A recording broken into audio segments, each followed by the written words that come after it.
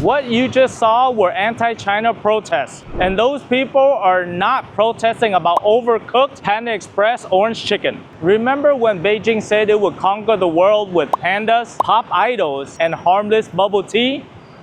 Yeah, about that. A few weeks ago, a Chinese milk tea chain called Chaggy tried to open up its first Ho Chi Minh store in the glitzy Dong Quai Street. The rent, at least $10,000 a month. Vibe, the Starbucks of the East. Even though Chaggy is a rising star with over 5,000 locations in Asia. It hasn't sold one single cup, but yet, on the Google Maps, it has a 1.6 star rating with over 2,000 one-star reviews. Why? Because Vietnam doesn't give a shit about China's soft power. Stick around as we break down what happened, why Vietnamese consumers torch Chinese soft power brand at sight, and how 1,000 years of uneasy history turns a simple map into a national insult, but how the same charm offensive woos Hollywood and the NBA. If you think a bubble tea store cannot start a geopolitical firestorm, Vietnam is here to prove you wrong. Very wrong. So let's get started.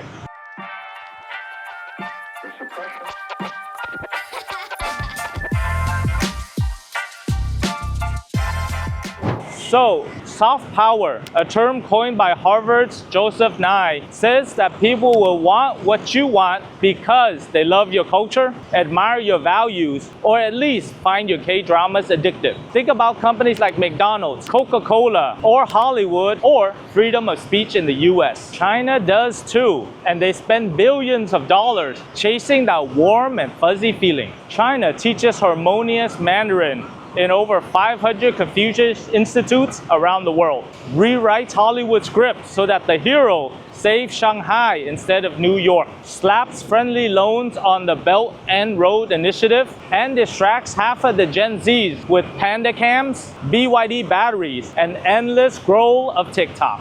Beijing even jumped to number 2 in the Brand Finance 2025 Global Soft Power Index, just right under the United States. The theory is, if you co-produce enough superhero movies, fund enough infrastructure projects, and send a memo or two, and the world will chant, "Xie xie Beijing," before breakfast. On paper, China's charm machine runs like a Tesla on autopilot, but without the lawsuits. But if the CCP's charm is so irresistible, why can't they sell a single bubble tea in Vietnam?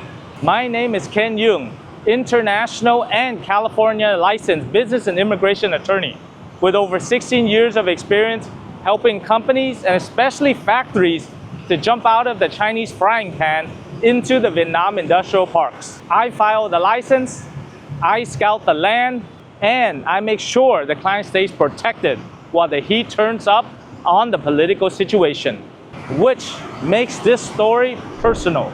Step into any Los Angeles theater on a Marvel night. Hollywood executives know that the Chinese market is huge. They would be willing to snip off a Taiwanese flag off of Tom Cruise's jacket faster than you can say intellectual property theft, just so they can release in the mainland. Remember the Top Gun patch swap? Classic soft power leverage. And then there was the NBA incident in 2019 when one Houston Rockets tweet that supported Hong Kong almost torpedoed an entire Chinese streaming rights. The NBA issued apologies, star players tiptoed, and state-run CCTV switched the on and off switch like a disciplinary disco. That single standoff illustrated how Beijing turned a cultural juggernaut into a compliance seminar. Open TikTok. That algorithm knows you better than your therapist. And credits go towards Beijing. That is soft power with the digital cool. Automakers, Western millennials are raving about the BYD SUV, which costs less than a Corolla and has these blade batteries that supposedly cannot explode. That is soft power with a tech swagger. Even Netflix queues are peppered with Mandarin period dramas that somehow are able to show the positive betrayal of the emperor's court. Sprinkle in a little vaccine diplomacy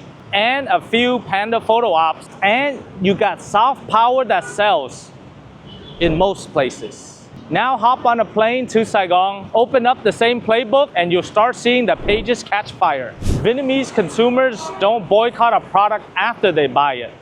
They boycott it before the barcode is even scanned.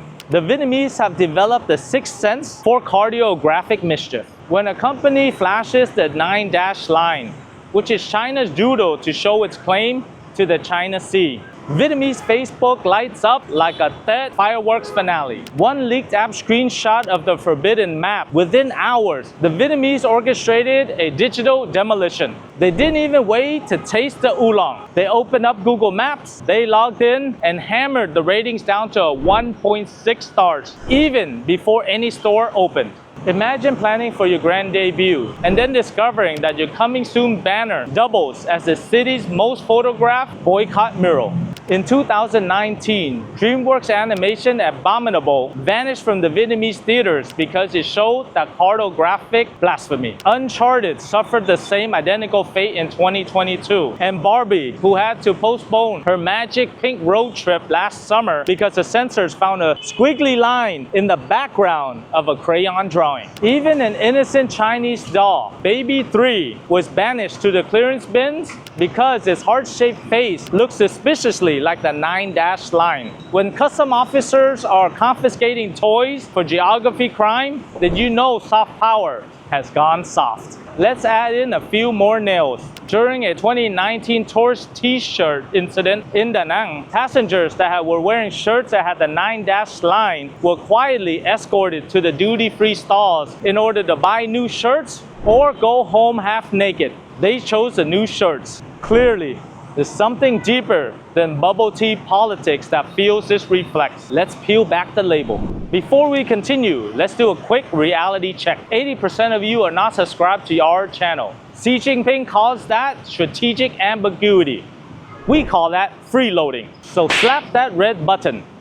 One click, it's free, and it annoys the CCP more than a Taiwanese flag on a Tom Cruise trailer. Let's push that button as hard as the Vietnamese Twitter pushes Chaggy off of Google Play. Now, let's get back to the autopsy. Here are some of the roots of the rejection. Number 1, historical scar tissue. Vietnam's skepticism is not random. Vietnam spent over a millennium under various Chinese dynasties. Each occupation left language layers, borrowed rice dishes, and an ironclad determination to never be under anyone's southern province. Fast forward to modern times, the 1974 seizure of the Paracel Islands, the 1979 border invasion, and the skirmishes in the Spratly Islands in 1988. Every invasion carved a new scar. Vietnamese textbooks do not gloss over them. They highlight the dates in bright red. Number 2, sovereignty as sacred. Hanoi's 2019 cinema law labels any depiction of the 9-dash line as a national security violation. That turns map errors into contraband faster than you can say, delete scene. Number 3, hyper-connected patriotism. Vietnamese Facebook and TikTok run on 4G theory. Hashtag Tải Chai Chaggy or boycott Chaggy hit 5 million views within 72 hours. Outrage spreads quicker than Chaggy can brew oolong. Number 4, asymmetric economics. Yes, China is Vietnam's biggest trading partner, and that's precisely why every bubble tea fiasco is David flipping off Goliath. Buying local, Trung Nguyen, Highlands, Phúc Long is an act of resistance and caffeine bliss. And speaking of resistance, let's zoom back out and look at the geopolitical scoreboard, where Vietnam is quietly stacking allies like dominoes. In the last 2 years, Vietnam has signed comprehensive agreements with the US, Japan, and Australia, signed defense logistics deals with Indonesia and the Philippines, and yes, the same Philippines that have broadcasted all the Chinese water cannon incidents on TikTok, welcomed Apple suppliers, Boeing's new Southeast Asia office, and Intel's $1 billion factory expansion. Translation, we don't need your Panda loans. We've already got Cupertino cash. This is the question that US firms keep on asking. Should American companies bet on Vietnam? If you are a US or a European company and still chained to Guangdong, then you are playing supply chain roulette. Vietnam offers lower labor costs than coastal China, trade pacts with the EU and many other countries, and 0 9-dash line landmines, provided you don't draw them yourself. Quick reality check. Apple shifts its AirPod output to Bắc Giang. Nike sources half of its sneakers from Vietnamese factories. Google and Dell assembles their flagship devices south of Saigon. They are not moving for the beaches.